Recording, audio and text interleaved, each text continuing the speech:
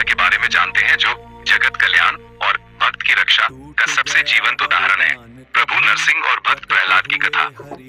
ये लीला हमें सिखाती है कि जब संसार में हर रास्ता बंद दिखाई दे, तभी भगवान अपने भक्त के लिए खंभे से भी प्रकट हो सकते हैं। नरसिंह अवतार, अटूट विश्वास और अहंकार के अंत की लीला। ये कथा सतयुग की है। हिरण्यकश्यप नामक एक महान और शक्तिशाली असुर राजा था। उसने ब्रह्मा जी की घोर तपस्या करके एक ऐसा अनोखा वरदान मांग लिया था, जिसे पाकर वह अमर जैसा हो गया था। हिरण्यकश्यप का वरदान, वो न किसी मनुष्य द्वारा मारा जा सके, न किसी पशु द्वारा, न दिन में न रात में, न घर के भीतर न घर के बाहर, न अस्त्र फेंके जाने वाले हथियार से, न शस्त्र हाथ में पकड़े जाने वाले हथियार से, और न धरती पर न आकाश में। इस वरदान के अहंकार में आकर उसने खुद को भगवान घोषित कर दिया और अपनी प्रजा को आदेश दिया कि कोई भी विष्णु का नाम नहीं लेगा। जो भी विष्णु की पूजा करता, वो उसे मार देता था। भक्त प्रहलाद की भक्ति। अद्भुत बात यह हुई कि उसी हिरण्यकश्यप के घर में एक परम संत ने जन्म लिया, उसका अपना पुत्र प्रहलाद। प्रहलाद बचपन से ही भगवान नारायण विष्णु के परम भक्त थे। वे उठते बैठते सोते जागते केवल ओम नमो नारायणाय का जाप करते थे। हिरण्यकश्यप ने प्रहलाद को बहुत समझाया, डराया और अंत में मारने के कई प्रयास किए। उन्हें ऊंचे पहाड़ों से नीचे फेंकवाया गया, लेकिन हवा में भगवान ने उन्हें थाम लिया। उन्हें विष जहर दिया गया, जो प्रभु की कृपा से अमृत बन गया। उनकी बुआ होलिका, जिन्हें आग में न जलने का वरदान था, प्रहलाद को गोद में लेकर चिता पर बैठ गईं। लेकिन भगवान की लीला से होलिका जलकर राख हो गई और प्रहलाद का बाल भी बांका नहीं हुआ। इसी घटना की याद में हम होली मनाते हैं। कहाँ है तुम्हारा भगवान? जब सारे उपाय असफल हो गए, तो क्रोध से लाल पीले होकर हिरण्यकश्यप ने प्रहलाद को अपने महल के सभाकक्ष में बुलाया। उसने अपनी तलवार निकाली और एक बड़े लोहे के खंभे की तरफ इशारा करते हुए गरजा, तुम दिन रात जिस नारायण का नाम जपते हो, कहाँ है वो? क्या वह इस बेजान खंभे में भी है?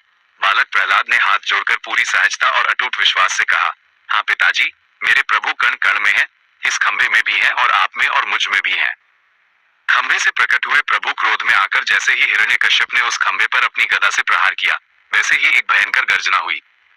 पूरा महल हिलने लगा और उस धातु के खंभे को चीरते हुए भगवान विष्णु नरसिंह रूप में प्रकट हुए। उनका स्वरूप अत्यंत अद्भुत और डरावना था। उनका धड़ शरीर एक बलवान मनुष्य का था, लेकिन उनका मुख और बाल एक खूंखार सिंह शेर के थे। वे न पूरे मनुष्य थे और न पूरे पशु। वरदान का मान और पापी का अंत। भगवान नरसिंह ने हिरण्यकश्यप को दबोच लिया और उसे महल की चौखट देहली पर ले आए, जो न घर के भीतर थी और न बाहर। उन्होंने हिरण्यकश्यप को अपनी गोद जंघा पर लिटाया, जो न धरती थी और न आकाश। समय संध्या शाम का था, जो न दिन था और न रात। और अंत में बिना किसी अस्त्र शस्त्र के भगवान ने अपने तेज नाखूनों से उसका सीना चीर दिया। इस तरह ब्रह्मा जी के वरदान की हर एक शर्त का मान रखते हुए भगवान ने उस अत्याचारी का वध कर दिया और सृष्टि को उसके आतंक से मुक्त कराया। इस लीला का जगत के लिए संदेश, जब हिरण्यकश्यप का अंत हो गया, तब भी भगवान नरसिंह का क्रोध शांत नहीं हो रहा था। बड़े बड़े देवता भी उनके पास जाने से डर रहे थे। तब बालक प्रहलाद निडर होकर आगे बढ़े और भगवान के चरणों में गिर गए। अपने नन्हे भक्त को देखते ही भगवान का रौद्र रूप शांत हो गया और उन्होंने प्रहलाद को गले से लगा लिया। विश्वास की जीत। ये लीला हमें सिखाती है कि अगर भक्त का विश्वास सच्चा हो, तो भगवान पत्थर और लोहे से भी प्रकट हो सकते हैं। अहंकार का नाश। इंसान चाहे जितनी भी चालाकी कर ले या सुरक्षा के इंतजाम कर ले, वह ईश्वर की न्याय व्यवस्था से नहीं बच सकता। जगत कल्याण के लिए अवतार लीला भगवान विष्णु के पूरे स्वरूप और उनके अस्तित्व का मुख्य आधार है।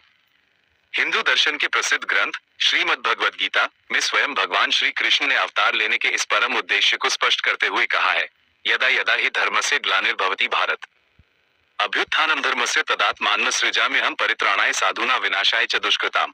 धर्म संस्थापनार्थाय संभवामि युगे युगे। अर्थात जब जब धर्म की हानि होती है और अधर्म बढ़ता है, तब तब सज्जनों भक्तों की रक्षा के लिए, दुष्टों के विनाश के लिए और धर्म की फिर से स्थापना करने के लिए मैं युगों युगों में अवतार लेता हूँ। भगवान विष्णु के इन अवतारों की लीलाओं को जगत कल्याण के दृष्टिकोण से तीन मुख्य श्रेणियों में समझा जा सकता है।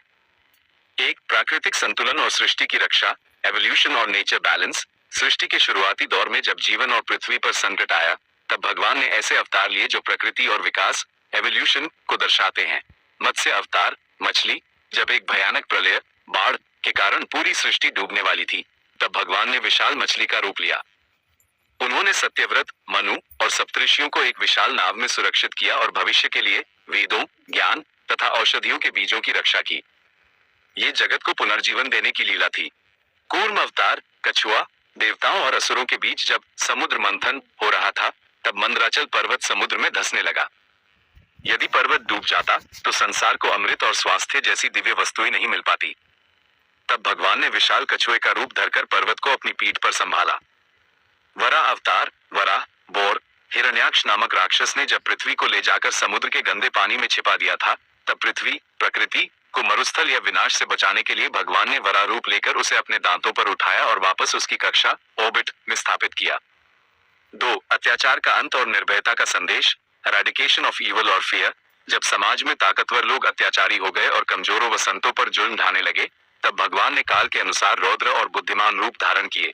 नरसिंह अवतार, राजा हिरण्यकश्यप को ब्रह्मा जी से वरदान था कि उसे न कोई मनुष्य मार सके, न पशु, न दिन में न रात में, न अस्त्र से न शस्त्र से।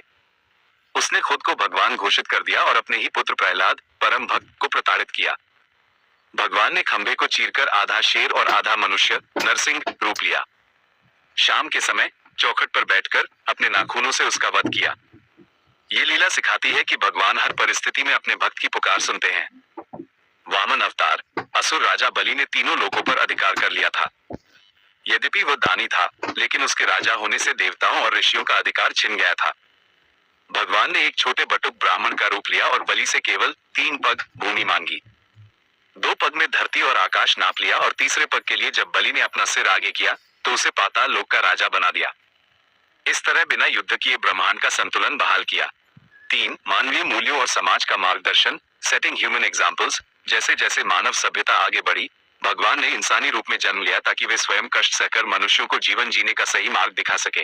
परशुराम अवतार, जब क्षत्रिय राजा अपने कर्तव्य को भूलकर अहंकारी और अत्याचारी हो गए, तब परशुराम जी ने न्याय की स्थापना के लिए शास्त्र और शस्त्र दोनों का संतुलन समाज को सिखाया। श्री राम अवतार, मर्यादा पुरुषोत्तम, राम जी की लीला जगत के लिए एक लाइफ गाइड, आदर्श नियमावली है। उन्होंने राजा होकर भी कष्ट झेले ताकि समाज सीख सके कि मर्यादा, एकवचन और त्याग क्या होता है। उन्होंने रावण जैसे महाविद्वान लेकिन अहंकारी राजा का वध कर यह दिखाया कि सत्ता और ज्ञान यदि अधर्मी के हाथ में हो तो उसका विनाश निश्चित है। श्री कृष्ण अवतार, लीला पुरुषोत्तम, कृष्ण जी की लीला जगत कल्याण के लिए सबसे व्यवहारिक है। उन्होंने कंस, शिशुपाल और जरासंध जैसे क्रूर शासकों का अंत किया। महाभारत के युद्ध में उन्होंने स्वयं हथियार नहीं उठाए, बल्कि अर्जुन के माध्यम से पूरी मानव जाति को श्रीमद् भगवद गीता के रूप में कर्मयोग का वो अमूल्य ज्ञान दिया, जो आज हजारों साल बाद भी इंसानों को अवसाद, डिप्रेशन और दुविधा से बाहर निकालता है। जगत कल्याण लीला का गुप्त रहस्य, द स्पिरिचुअल एसेंस। भगवान विष्णु की इन सभी अवतार लीलाओं का एक बहुत सुंदर पहलू यह है कि वे न केवल अपने भक्तों का कल्याण करते हैं, बल्कि दुष्टों का वध करके उनका भी कल्याण, मोक्ष कर देते हैं। भगवान के हाथों मरने वाले राक्षसों को भी परम पद मिलता है, क्योंकि ईश्वर के भीतर किसी के प्रति वैर या नफरत नहीं होती। उनका हर कार्य केवल और केवल संसार की भलाई, जगत कल्याण के लिए ही संचालित होता है। क्या आप इनमें से किसी एक विशिष्ट अवतार की कल्याणकारी कथा को और गहराई से समझना चाहते हैं?